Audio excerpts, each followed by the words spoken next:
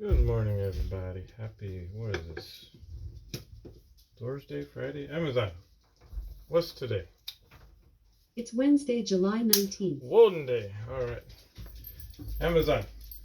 Flash briefing. Jamie, here's your flash briefing. In NPR News.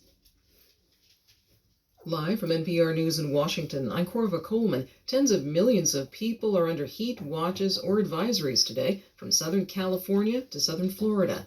National Weather Service meteorologist Josh Weiss says the Southwest is under a heat dome that traps warm air underneath and does not allow areas to cool off at night. We're looking at temperature departures that are generally 10 to 15 degrees It above cools normal. off around from here. I'm California in through Northwest West Washington Texas, State. and 5 to 10 degrees above normal further east. Maybe it's that way in California. And that's really going to be the rule Here it for most cools of this off. week. Several cities are breaking heat records. Phoenix is starting its 20th day in a row of temperatures at or above 110 degrees. The National Hurricane Center says Tropical Storm Calvin is just beginning to pass south of the Big Island of Hawaii. It's expected to barely miss it, but Calvin will pour between 4 and 8 inches of rain on Hawaii and bring tropical storm strength winds. That's how the natives say it. South Hawaii. Africa says Russian President Vladimir Putin won't attend a summit in Johannesburg next month. That ends questions over whether South Africa would act on an arrest warrant for the Russian leader.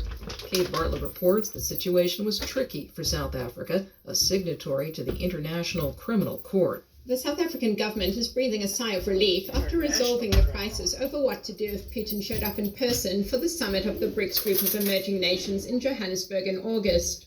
Ramaphosa had said arresting Putin would risk engaging in war with Russia. Presidential spokesman Vincent Magwenya issued a statement on the matter. By mutual agreement, President Putin of the Russian Federation will not attend the summit. However, Russia will be represented by Foreign Minister Mr. Sergei Lavrov. Ramaphosa's governing party has close relations with Moscow and has taken an officially neutral stance on the invasion of Ukraine. For NPR News, I'm Kate Bartlett in Johannesburg. Stocks opened higher this morning as the pace of new home building slowed down.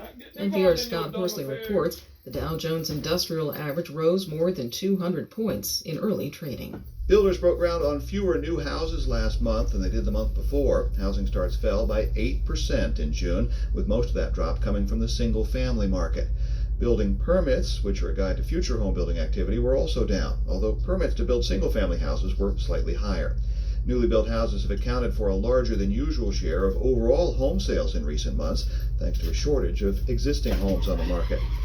Inflation in the UK has fallen to its lowest level in 15 months, though it remains stubbornly high.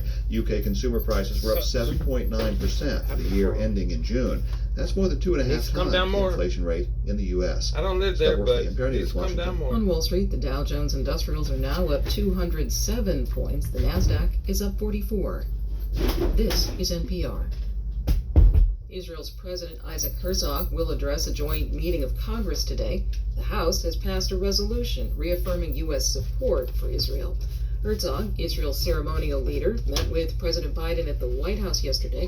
A White House statement says Biden will meet Israeli Prime Minister Benjamin Netanyahu before the end of this year.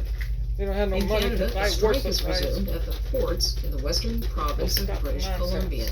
And Carpenter reports Canadian workers voted down a tentative deal that the union reached. The International Longshore Workers Union of Canada gave no indication that the tentative deal proposed by a mediator was even presented to the membership for a vote.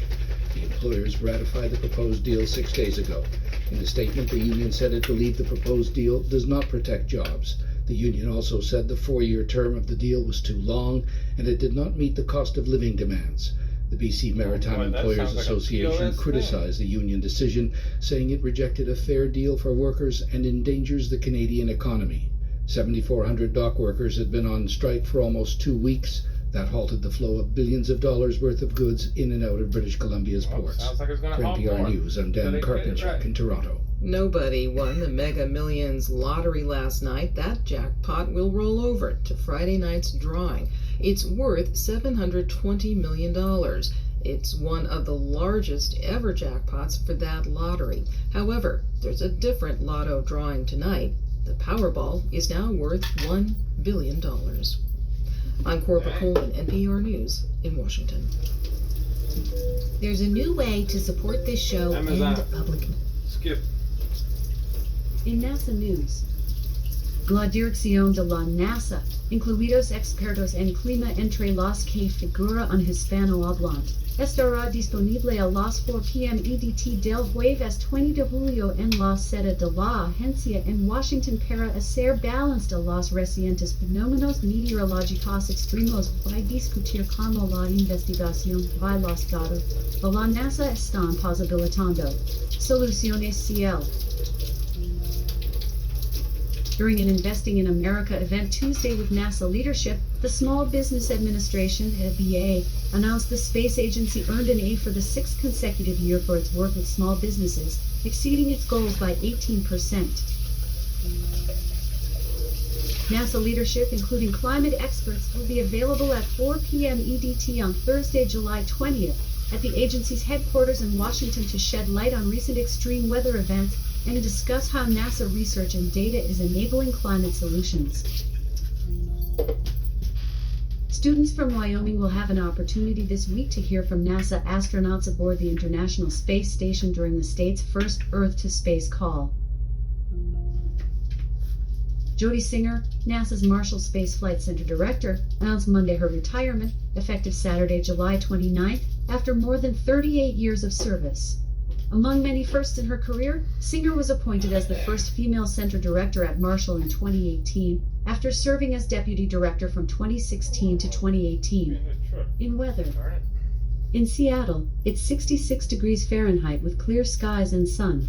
Today's forecast calls for more of the same, with a high of 83 degrees and a low of 61 degrees. Oh, From Amazon. NASA, La Dirección de la NASA. Off. Amazon. Tell us a joke. Why did the farmers leave a tomato to their grandchild? It was an heirloom. An heirloom tomato. Well, hopefully it grew roots and sprouted. I'm just saying. Get something out of it. Personally, I don't know if I should be sharing this, but I would leave purple potato. Yeah, I've got enough of them farmers. Don't ever see no purple potatoes in the store. Hardly ever. Alright. Have a great Woden Day, Wednesday. Yes. Peace, love, happiness.